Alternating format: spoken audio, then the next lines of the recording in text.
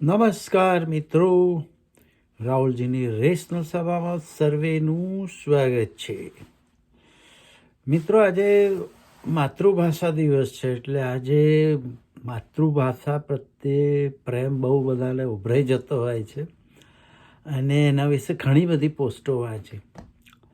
હવે ભાષા છે ને એક નદી જેવી હોય છે, વહેતી નદી જેવી. એક નદી હોય અને એને ચારે બાજુથી બધા ઝરણા આવીને એની ભેગું મળતા હોય અને એવી રીતે એક મહાનદી તૈયાર થતી હોય, એવી રીતે ભાષા એક વહેતી નદી જેવી હોય છે અને કાળક્રમે એનું સ્વરૂપ પણ બદલાઈ જતું હોય છે. દાખલા તરીકે આપણી ભાષા જે મૂળ તમે જૂની ગણો તો સંસ્કૃત ભાષા આપણે ગણીએ કે ઇન્ડો યુરોપિયન ભાષામાં ગણાય છે. ઘણા વિદ્વાનો જુદી જુદી વાતો કરતા હોય, પણ સંસ્કૃતના અને યુરોપની ભાષાઓના ઘણા બધા શબ્દો સરખા મળતા હોય છે. દાખલા તરીકે આપણે માતર પિતર કહીએ. માતર એટલે માતા, તો મધર છે. પિતરનું પીટર છે, પીટર પછી ફાધર થયું હશે. એટલે એવી રીતે બહુ જ બધા અઢળક શબ્દો સરખા હોય છે. તો કાળક્રમે સંસ્કૃત પણ એ થવા માંડી. હવે પુસ્તકોમાં રહી ગઈ છે, એવું કોઈ સતત સંસ્કૃત બોલનાર કોઈ હોય નહીં. ને સંસ્કૃત પછી એલિટની ભાષા થઈ ગઈ.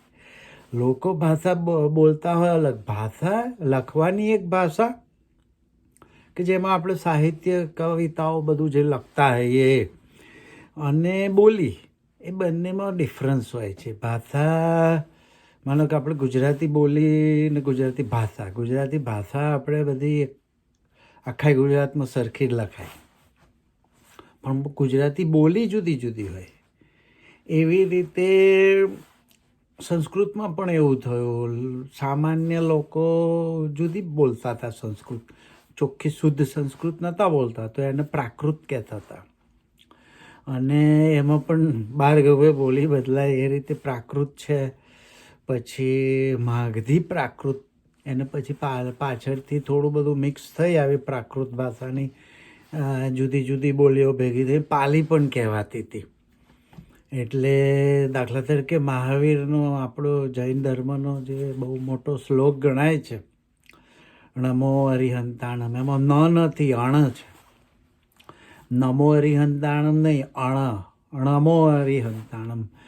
તો નમો અરિહંતાણમ, અણમો સિદ્ધાણમ, નમો આયર્યાણમ, અણમો ઉજ્જાયણમ, અણમો લોય સવ્વસાહુણમ, એસો પંચન મુક્કારો સવ્વ પણાસણો, મંગળાણમ ચ સવ્વેસી પડવમ હવય મંગલમ. આખો જે નવકાર મંત્ર છે પ્રાકૃત ભાષામાં છે.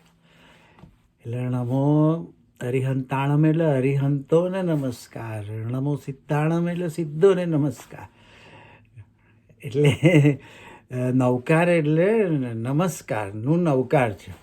એટલે એવી રીતે નમો આયર્યાણમ એટલે આચાર્યોનો નમસ્કાર છે. ઉવજ્જાયણમ એટલે ઉપાધ્યાયોને નમસ્કાર. લોય સવ્વસાહુણમ એટલે સર્વ સાધુઓને નમસ્કાર. એટલે એ રીતે પ્રાકૃત ભાષાનો મંત્ર છે. પછી તમે જુઓ તો અત્તહિ અત્તનો નાથો કોહી નાથો પરિસ્યા. અત્તહિ અત્તનો નાથો, અત્તહિ અત્તનો ગતિ, એ ટાઈપનું એક વાક્ય છે. એ પાલીનું, એ માગધી પ્રાકૃત ગણાય. એ બુદ્ધનું વચન છે. તમે અત્તાહિ અત્તનો નાથો, તમારા સ્વામી તમે જ હો ને. કોઈ નાથો પરિસ્યા, બીજો કઈ રીતે તમારો નાથ થાય? તમારી ગતિ એ તમે જ નક્કી કરતા હો, એમ તમે જ જવાબદાર હો. તમારા દીવા તમે અપ્પો દીપો ભવ. તો એ રીતે પ્રાકૃત ભાષા આવી. એમાંથી પછી બીજી બધી ભાષાઓ વિકસી. આપણી ગુજરાતી પણ એમાંથી જ ઉતરેલી છે.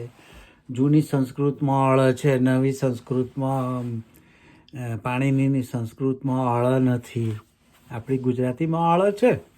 એટલે એ રીતે બધી જૂની, તમે બહુ જૂની ગુજરાતી જુઓ તો અલગ જ લાગે. બહુ જૂની ગુજરાતી મેં વાંચેલી છે. એટલે એ અલગ જ લાગે. ધીમે ધીમે એમાં બધું પરિવર્તન આવતું હોય છે. એટલે આવી રીતે ભાષામાં આપણે ગુજરાતી ભાષા અને ગુજરાતી બોલી વિશે કહું તો માનો કે તમે સૌરાષ્ટ્રની આખી બોલી અલગ પડી જાય અને આપણે ગુજરાત ગણીએ તો ગુજરાતની બોલી થોડી અલગ પડે. હવે સૌરાષ્ટ્રવાસીને ગુજરાત બધા જ ગુજરાતીઓની બોલી સરખી લાગે પણ એવું નથી હોતું. બહાર ગયું એ બોલી બદલાય.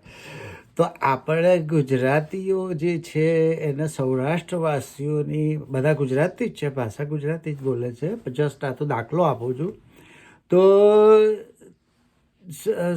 ગુજરાતીઓને સૌરાષ્ટ્રના તમામની ભાષા સરખી લાગે પણ ત્યાંય જુદી છે, ત્યાંય બોલી જુદી છે. તમે ગેડ પંથક પોરબંદરની ગ્રામ્ય ભાષા તમે જુઓ, તળપદી ભાષા, તો બિલકુલ ના સમજાય. તો એ જુદી પડી જાય. ગોહિલવાડની જુદી પડે, સોરઠની એટલે જુનાગઢ બાજુની જુદી પડે, રાજકોટની જુદી પડે. એ લોકો સમજી જાય. એ એકબીજાને મળે તો સમજી જાય, ખબર પડી જાય કે આ સોરઠનો છે અથવા તો આ ગેડ વિસ્તારનો છે.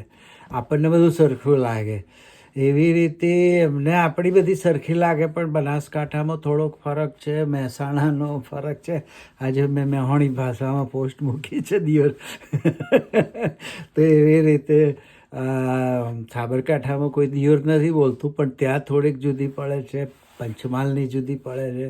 તમે ભરૂચ સુરત બાજુ જાઓ એટલો અલગ પડી જાય છે. તો બહાર ગમે બોલી બદલાય એમ બોલી બદલાતી હોય છે. એટલે બોલી અને ભાષામાં ફરક હોય છે. લખવાની જે ભાષા છે એ ગુજરાતી આખું ગુજરાત સરખી જ લખતું હોય, હવે પણ બોલી જુદી હોય. એવી રીતે અમેરિકામાં એવું છે. તમને એવું લાગતું હશે કે અંગ્રેજી બધા સરખું બોલતા હશે.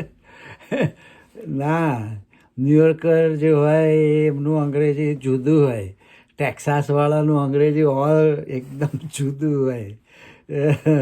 તો એવી રીતે કેલિફોર્નિયામાં રહેતા હોય એમનું અંગ્રેજી થોડુંક બોલે અલગ પડી જાય. એવી રીતે શિકાગો બાજુ નોર્થમાં પણ અલગ પડી જાય. અમારા ન્યૂજર્સી ને ન્યુયોર્કરનું અલગ પડી જાય. તો એવી રીતે અને અશ્વેત લોકો કે જેમને હું પ્રેમથી કાભી કહેતો હોઉં છું, તો એ અશ્વેત લોકોનું એમણે એક જુદી લઢણ વિકસાવી છે, એક જુદી સ્ટાઇલ. એમ હલતા જાય ને બોલતા જાય ને તો એમ કરતા. તો એ લોકોની જો તમને સમજ પડી જાય તો તમને પછી વાંધો ના આવે. તો તમે બધા જ આખા અમેરિકાની ભાષા સમજી શકો. એટલું એ વિચિત્ર અંગ્રેજી બોલતા હોય છે. મને હજુ સમજ નથી પડતી. એટલે અંગ્રેજી પણ બધા જુદી જુદી રીતે. અને સ્પેનિશ લોકો વળી એમની સ્પેનિશ ભાષા મેક્સિકન સ્પેનિશ, સ્પેનના સ્પેનિશો જુદું બોલતા હશે એટલે પણ થોડુંક મિક્સ થઈ જાય છે. કારણ કે અમેરિકાના સ્પેનિશ લોકો છે એ પ્યોર સ્પેનિશ નથી. જે યુરોપનો સ્પેન છે એવા પ્યોર નથી. યુરોપના સ્પેનિશો અહીંયા આવ્યા અમેરિકામાં સૌથી પહેલાં ને એમણે બધી જે ઇન્ડિજિનિયસ પીપલ હતા, જે જૂના અમેરિકન ને રેડ ઇન્ડિયન્સ આપણે કહીએ છીએ, ઓળખીએ છીએ, તો એ ખાસી બધી એમાં સફાયો થઈ ગઈ. પણ એ ભાષા એ લોકો અપનાવી છે. એવી રીતે બ્રાઝિલમાં પોર્ટુગીઝ બોલાય છે. એટલે સ્પેનિશમાં પણ મેક્સિકન સ્પેનિશ જુદી પડી જાય, ડોમિનિકાની જુદી પડી જાય, બીજા લોકોની જુદી પડી જાય, નિકારાગુઆની જુદી પડી જાય, એવું હોય છે. એટલે બહાર ગવે બોલી બદલાય એ શાશ્વત સત્ય છે. એ આખી દુનિયાને લાગુ પડે છે, તમામ ભાષાઓને લાગુ પડે છે, એકલા ગુજરાતીને નહીં. એટલે આપણી ભાષામાં બધા મિક્સ શબ્દો આવતા જ હોય છે. આપણે ગુજરાતીમાં ઉસ્તાદ કહીએ છીએ, એ આપણો ગુજરાતીનો શબ્દ ન હોય. એવી રીતે સ્પેનિશમાં ઉસ્તેદ કહેતા હોય છે. એટલે આપણે ખમીસ કહીએ છીએ, ગુજરાતી શબ્દ ન હોય. કમીસ એ પોર્ટુગીઝ કે સ્પેનિશ શબ્દ છે. એટલે આવી રીતે બહુ જ બધું મિક્સ થતું હોય છે. ભાષા આવી રીતે સમૃદ્ધ થતી હોય છે અને એનું ધોવાણ પણ થતું હોય છે. આપણી ભાષામાં એનો વિકલ્પ ના હોય, એ શબ્દોના કોઈ પર્યાય ના હોય, તો તમારે ના છૂટકે બીજા ભાષાના શબ્દો અપનાવવા પડે. દાખલા તરીકે સ્ટેશન છે, રેલવે છે, ટેબલ છે, એવા ઘણા બધા શબ્દો આપણે, ટૂથબ્રશ છે, એવા ઘણા બધા શબ્દો આપણે અંગ્રેજીના અપનાવવા પડતા હોય છે. એમાં કંઈ વાંધોય નથી. પરંતુ આપણી ભાષામાં શબ્દો હોવા છતાં જો આપણે સતત બીજી ભાષાના શબ્દો વાપરીએ તો પછી આપણું ધોવાણ થાય, આપણી ગુજરાતી ભાષાનું ધોવાણ થાય એવું કહી શકીએ. કારણ કે આપણે બિનજરૂરી બહુ જ શબ્દો વાપરતા હોઈએ છીએ. આપણી ભાષામાં, ગુજરાતી ભાષામાં અદ્ભુત શબ્દો હોય કોઈ વસ્તુને વ્યક્ત કરવા, તો પણ છતાંય આપણે હવે ટેવ પડી ગઈ છે કે અંગ્રેજી શબ્દો જ વાપરતા હોઈએ છીએ. એટલે એનાથી શું થાય છે કે અમારા જેવા જૂની પેઢીના લોકોને તો ખબર પડી જાય કોઈ શબ્દની, પણ નવી પેઢીના લોકોને ગુજરાતી ભાષાના એ જ શબ્દોના અર્થ ખબર હોતી નથી. એટલે એમને લાગે કે તમે ક્યાંથી આ શબ્દો શોધી લાવો. ના ભાઈ, આ તો બધા નોર્મલ શબ્દો છે એમ, પરંતુ તમે વાપરતા નથી. હવે આપણે બ્યુટીફુલ ને હેન્ડસમ જ બોલ્યા કરીએ તો સુંદર ને રૂપાળો ને એવા બધા શબ્દો ના અર્થ પછી લાંબા ગાળે એ થઈ જવાનો. એવો એક શબ્દ કમનીય છે, બહુ વિવાદાસ્પદ બની ગયેલો મારા માટે. કમનીય શબ્દ એટલે નાજુક અને સુંદર, પણ એનો અર્થ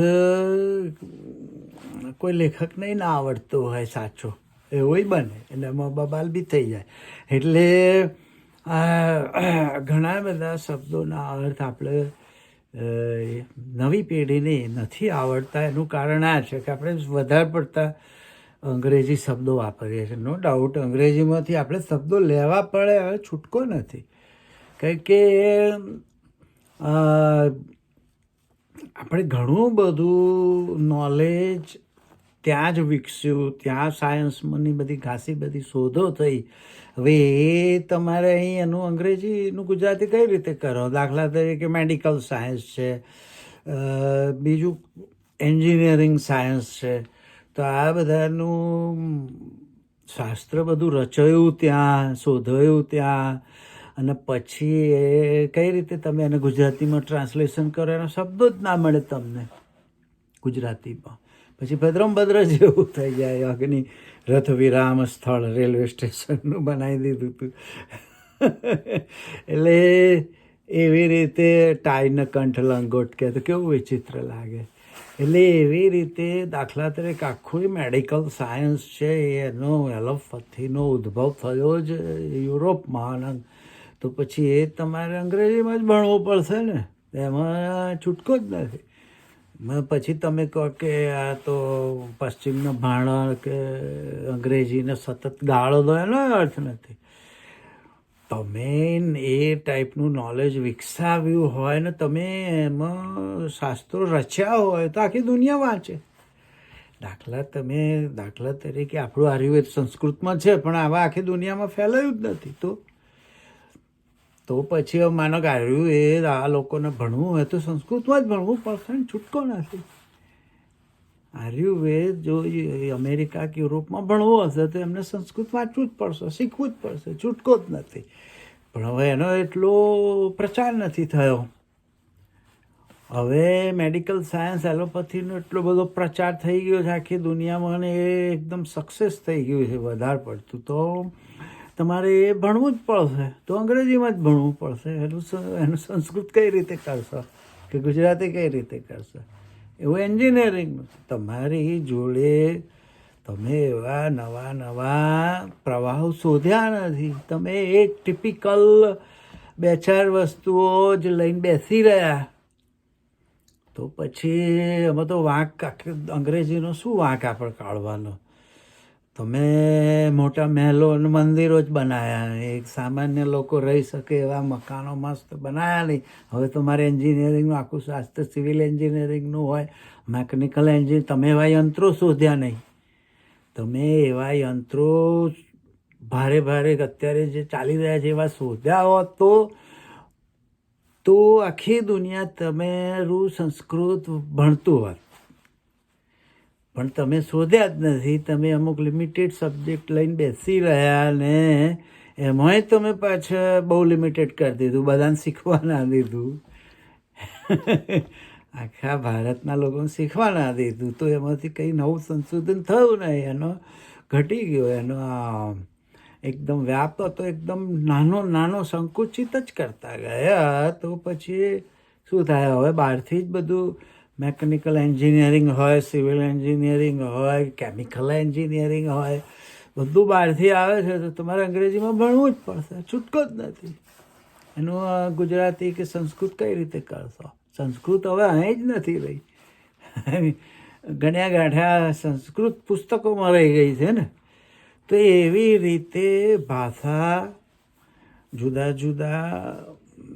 જુદી જુદી ભાષાના શબ્દો ઉમેરીને સમૃદ્ધ બનતી હોય છે, પરંતુ આપણી ભાષામાં એ શબ્દોના અર્થ હોવા પર્યાય હોવા છતાં તમે ના વાપરો અને બીજી ભાષાના જ શબ્દો વાપરો, તો પછી ભાષાનું ધોવાણ પણ થતું હોય છે.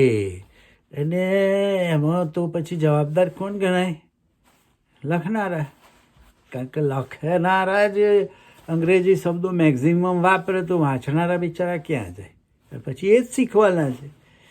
એટલે એમાં જો ભાષાને સમૃદ્ધ કરતા હોય તો પણ લેખકો છે, અને ભાષાનું ધોવાણ કરતા હોય તો પણ એને લખનારા જ હોય છે. તો મિત્રો, લખવાની ભાષા તમે શુદ્ધ જાળવી શકો એવી રીતે જ મરાઠી લોકો છે, સાઉથની ભાષાઓ છે, બંગાળીઓ છે, પોતાની માતૃભાષા શુદ્ધ સ્વરૂપમાં જાળવી રાખતા હોય છે લખવાની રીતે. બોલી અલગ હોય, મહારાષ્ટ્રમાં કોકણની જુદી હોય, વિદર્ભની જુદી હોય, આપણે ગુજરાત બાજુની જુદી હોય, કર્ણાટક નજીક મહારાષ્ટ્ર હોય ત્યાં કર્ણાટકના કન્નડ ભાષાના શબ્દો આવતા હોય. એટલે મહારાષ્ટ્રમાં મરાઠી પણ પ્રાંત હોય, બાર ગમે બોલી બદલામ જુદી જુદી બોલાતી હોય, પણ લખવાની ભાષા એ લોકો શુદ્ધ જાળવી રાખતા હોય છે. આપણે એ જાળવી નથી રાખતા અને સતત બીજી ભાષાના શબ્દો ઉમેરતા જઈએ છીએ. આપણી ભાષામાં શબ્દો હોવા છતાં એ આપણું જ વાક્ય કહેવાય. તો એવી રીતે ભાષાને સમૃદ્ધ પણ એને લખનારા વાપરનારા કરતા હોય છે, અને ભાષાનું ધોવાણ પણ એને વાપરનારા અને લખનારા કરતા હોય છે. આટલું કહીને મારી વાત પૂરી કરું. આવજો, બાય બાય.